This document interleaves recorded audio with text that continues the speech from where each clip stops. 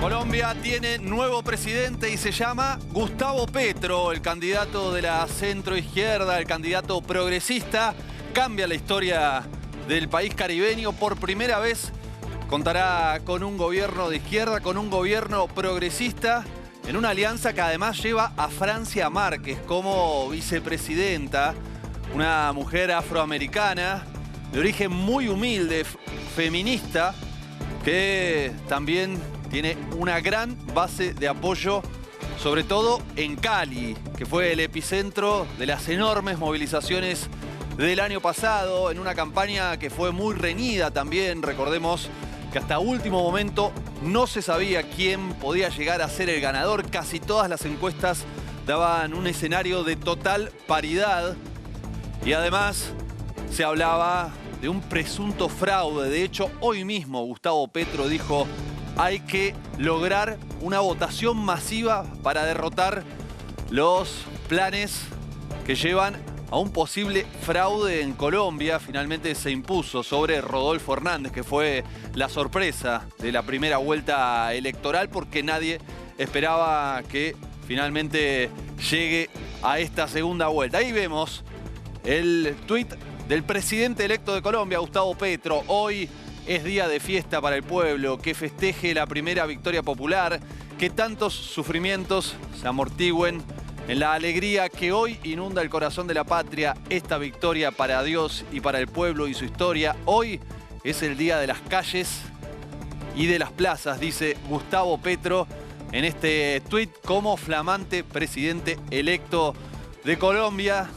Allí lo estamos viendo en pantalla en este momento a Gustavo Petro, alguien que ya había competido, había logrado ingresar frente a Iván Duque, al actual presidente de Colombia, había logrado ingresar en el balotaje en las anteriores elecciones. Y ya tomamos contacto, nos vamos para Colombia. En el lugar está trabajando Marco Teruggi, periodista especializado en temas internacionales. Marco, ¿cómo estás? Aquí Martín Bustamante te saluda. ¿Qué tal? Muy buenas tardes, ¿cómo están? Bueno, acá estoy en el Movistar Arena en Bogotá, donde se espera que Petro llegue más tarde. Acá ya hay ánimo de festejo, tomando en cuenta los resultados, tomando en cuenta lo que anunció el propio ahora nuevo presidente, podría decirse. Se está reuniendo la gente, bueno, se está viviendo esto como lo que es, un hecho histórico, el primer gobierno de tipo progresista en la historia de Colombia. El Movistar Arena, que es un lugar, un centro que funciona como búnker del propio Petro. Es el lugar donde se va a esperar que él dé el discurso, tanto él como la candidata a vicepresidenta Francia Márquez, y es el lugar donde se va a hacer lo que ya se ve como una celebración. Es, digamos, difícil pensar en que se pueda repetir el resultado matemáticamente. Sí. Habrá que ver que Rodolfo Hernández acepte el resultado. Él había dicho que no lo iba a contestar, es decir, que iba a aceptar los resultados. Había dicho que confiaba en la registraduría, así que lo que falta ahora es que haya, por parte del candidato que perdió, un reconocimiento de la victoria de Gustavo Petro y que este espacio se transforme en un lugar de celebración, tanto acá como en gran parte de Colombia. Pero acá, sí, en este escenario es que va a hablar Gustavo Petro. Mirá, precisemos entonces la diferencia, los números, Marco, si te parece. Sí, cómo no. Bueno, ya según lo que acabo de ver está el 98, 99% escrutado y Petro está arriba del 50%. La tendencia se empezó a establecer a partir del 20% y desde ahí no disminuyó, así que es lo que se esperaba en cuanto a posibilidad de una victoria de Petro. Si bien muchas encuestas eran muy cautas y planteaban un empate técnico, sí, al interior de la campaña en los últimos días se comentaba que los números se estaban dando favorables al pacto histórico. Habrá que ver ahora, yo todavía no vi el tema de la participación, que era un tema muy importante, a ver si aumentó respecto al 54-55% de la primera vuelta. Bien, eso todavía no lo sabemos, ¿cierto? Porque era importante, sobre todo tengo entendido, en las zonas más costeras, en las zonas del Pacífico y en la zona del Caribe, allí donde más fuerza tiene Petro, además, por supuesto, de Bogotá. Exacto, habrá que ver, yo no puedo ver el número de participación todavía. Bien. Hay una aplicación muy sencilla que es Elecciones 2022 donde van actualizando. Sí, lo que hoy se vio mucho fueron imágenes de gente cruzando en canoa, movilizándose en lo que podían para ir a votar. Bien. Esto es un dato importante, pensemos que hay municipios que están muy golpeados por la violencia y en este caso salir a votar es todo un ejercicio de efectivamente querer que por primera vez haya un gobierno que se plantee una transformación democrática, progresista en Colombia. Bien. Ahí estamos viendo justamente en este momento, Marco, te contamos, estamos viendo en pantalla la aplicación que vos nos estabas contando recién. Gustavo Petro alcanza el 50,47% de los votos, 11.226.150 votos.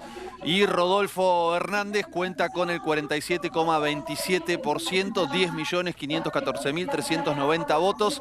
Allí hay una diferencia casi de 1 millón de votos entre la fórmula que encabeza Gustavo Petro y la de Rodolfo Hernández. ¿Qué pasó? ¿Qué me diste vos en lo que fue la jornada del día de hoy? Porque además sabemos, Marco, que estás ya desde hace un tiempo allí en Colombia trabajando, por lo tanto venís palpitando cómo se venía dando este balotaje, lo conocés bien en detalle, pero ¿qué es lo que viste con respecto al voto juvenil, que también era clave para definir esta elección?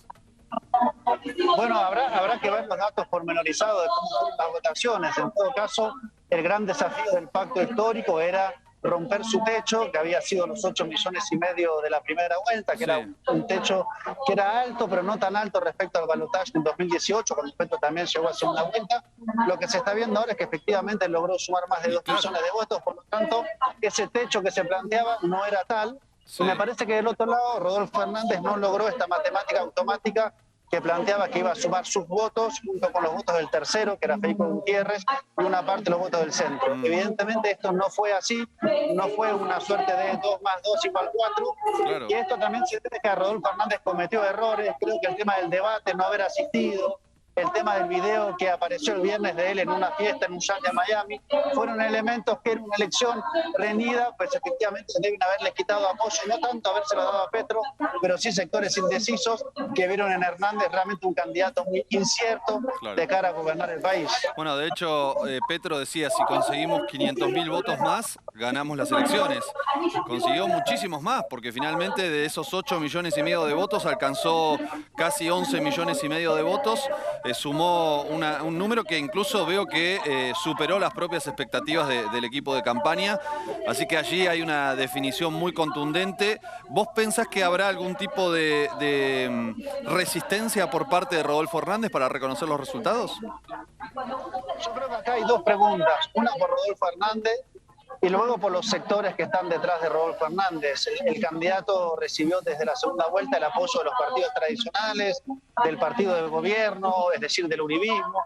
Ese sector se, escondió en el sentido de que no figuró públicamente, pero sí le dio un apoyo muy claro a Rodolfo Hernández, y la derrota de Hernández es su propia derrota. Quien más tiene que perder, más que Hernández, que es un outsider, es justamente los partidos tradicionales, el uribismo y sus fuerzas aliadas. Esos son los sectores que siempre está la alerta acerca de que no vayan a intentar desconocer la voluntad popular. Esto es lo que hoy está en juego. De hecho, cuando Rodolfo Hernández ganó para pasar a segunda vuelta, en primera vuelta el uribismo dijo: nosotros no perdimos porque ganó Hernández. Esos sectores hay que ver cómo aceptan su derrota, porque efectivamente está hoy Colombia abriendo una página de un cambio que, como comentaba y se dice mucho, no ha pasado acá en la historia de los últimos 200 años, salvo habría que buscar en el siglo XIX algún momento excepcional. Para que se mueva algo tan profundo en una sociedad tiene que suceder algo verdaderamente impactante. Para vos, ¿qué fibras se movieron en la sociedad colombiana para que hoy esté dando este salto, este cambio histórico? Bueno, creo que es importante recordar que el año pasado hubo un estallido que duró aproximadamente entre abril y julio. Fueron 3 años, hubo 80 personas asesinadas en ese contexto. Había habido grandes movilizaciones en el 2020, grandes movilizaciones en el 2019. Es decir, que es un país que viene de 3 años consecutivos de grandes protestas, con mucha juventud, con mucha represión por parte de la Fuerza de Seguridad, que consideró estas movilizaciones como una amenaza de orden interno y lo categorizó como enemigo al interior del país. Esta lógica de pensar que el que se manifiesta pasa a ser una suerte de terrorismo de baja intensidad, claro, como lo decía el gobierno, esas movilizaciones, esa impugnación, y sobre todo si hubiera que hacer una mirada un poquito más larga, creo que Colombia, a pesar de todos los pesares, digo esto porque muchos sectores se opusieron, vive lo que es el post-acuerdos de paz del 2016, cuando hubo este famoso acuerdo entre el gobierno y las Fuerzas Armadas Revolucionarias de Colombia, la FARC, Eso abrió un nuevo periodo político en Colombia, que fue con las movilizaciones su expresión callejera y hoy con la victoria en las urnas su expresión política. Marco, seguimos viendo algunos datos mientras conversamos con vos. Ya el 99,25% de los datos se informaron. Ya es prácticamente decisivo el resultado.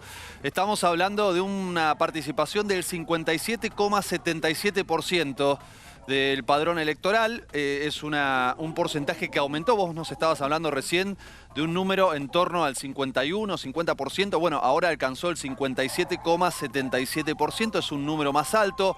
Hay un 2,24% de votos en blanco, o sea que no fue un número considerable, un 1,20% de votos nulos, un 0,10% de votos no marcados. Allí Petro había manifestado también alguna preocupación con respecto a lo que podía llegar a ocurrir en ese terreno. Es decir, evidentemente ese aumento de la participación era lo que necesitaba Petro y eso sucedió de forma suficiente como para que finalmente gane la elección, Marco.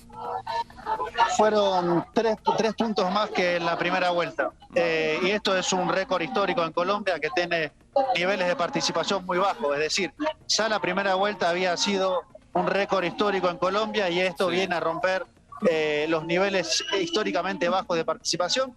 Creo que parte de esta explicación tiene que ver con lo que estaba en juego, digamos, ¿no? Que por primera vez pudiera darse este cambio. Creo que eso motivó a muchos votantes. Creo que después hubo aciertos de la campaña de Gustavo Petro. Por ejemplo, este giro que tuvo de pasar de los grandes actos en plazas públicas a una campaña más de cercanía con la gente, más del cara a cara. Creo que se también sumó con mucho trabajo en fuerza en redes sociales.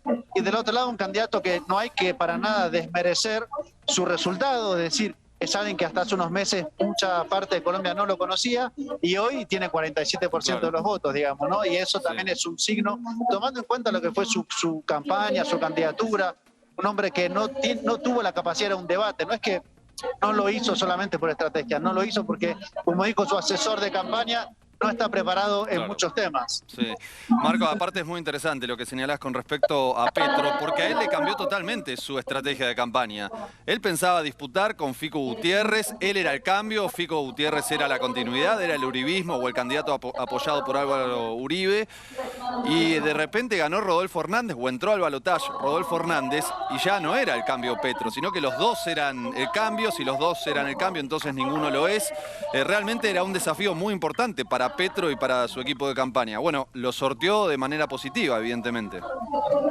Sí, yo creo que ahí tuvo que ver dos cosas. Por un lado, la propia propuesta del pacto histórico, el liderazgo de Petro, que es conocido, el liderazgo de Francia Márquez, que ahora va a asumir como vicepresidenta, la primera vicepresidenta procolombiana de la historia, que viene de lo que son las zonas más golpeadas por el conflicto armado. Creo que los aciertos de Petro, sumado a que Hernández creo que cometió errores, creo que a pesar de que se planteó como cambio, quedó claro que los partidos tradicionales lo apoyaban.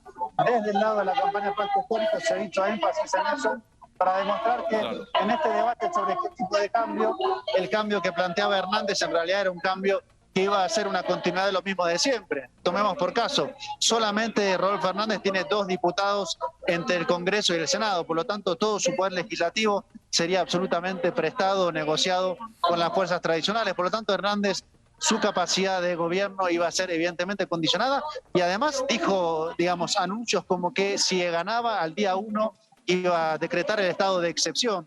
Y esto para algunos sectores de centro, institucionalistas, más moderados, efectivamente generó temor y la imagen de Petro fue justamente la de transmitir seguridad, transmitir acuerdo con el centro político. Gobernabilidad. Marco, ¿cuál fue la agenda que discutió principalmente el electorado colombiano? Perdón, ¿otra vez? ¿Cuál fue la agenda que discutió principalmente el electorado colombiano? ¿Qué tipo de cambio quería? Ya lo que quedó en la primera vuelta es que lo que se quería mayoritariamente era cambio. Por eso la derrota de Fico Gutiérrez fue la derrota de la continuidad y el uribismo. El debate después fue qué tipo de cambio. Evidentemente Hernández conectó con algo que es muy sentido, que es el problema de la corrupción. El problema es que centró todo su debate en eso, es decir, no tenía mucha más respuesta que sacar a los corruptos.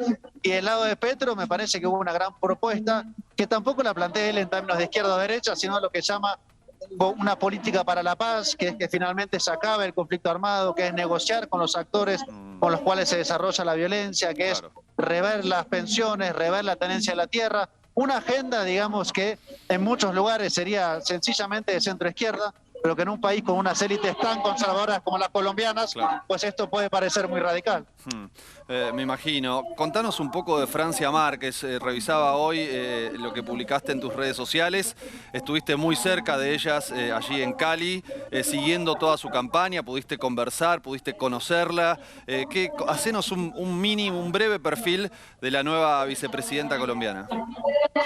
Bueno, Francia Márquez es una mujer que viene de una zona muy golpeada en todos los sentidos, económicamente, por la violencia política. Ella fue desplazada, ella se formó como líder ambiental, ella sufrió un atentado y representa al país afrocolombiano, que es una de las partes más excluidas. Yo estuve en su pueblo, en Suárez, sí. El nivel de violencia que se vive es realmente muy alto, el nivel de amenazas, y es, digamos, la cara olvidada de este país, digamos. Es la Colombia que más ha sido golpeada por un conflicto armado que tiene más de 70 años y un neoliberalismo que tiene más de 30 años.